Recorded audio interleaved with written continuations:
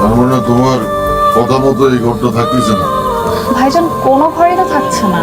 তাহলে এই রিজন বাদ, যে রিজনে ঘর থাকবে না সে রিজনে থাকবে না। আমি তো আপনাদের কথা কিছুই বুঝছি না ভাইজান। মানে এই ঘরটা তো পড়েই থাকে, এই ঘরটা তো কোনো কাজে আসে না, আর আপনারা তো কেউ থাকেন না। আমরা কেউ থাকি না, ঠিক আছে, তারপরেও বছরের পর বছর ধরে দুজন মানুষ এই ঘরে থাকে। আমি এখন একটু কনফিউজ ভাইজান। আপনি মাত্রই বললেন এই ঘরে কেউ থাকে না, আবার বলছেন এই ঘরে কেউ থাকে। মানে কে থাকে এই ঘরে? আমাদের মরা মা, মরা বাপ এই ঘরে থাকে। তুমি আবেগ করো। আর তোমার কোনো দোষও নাই, যাই করো।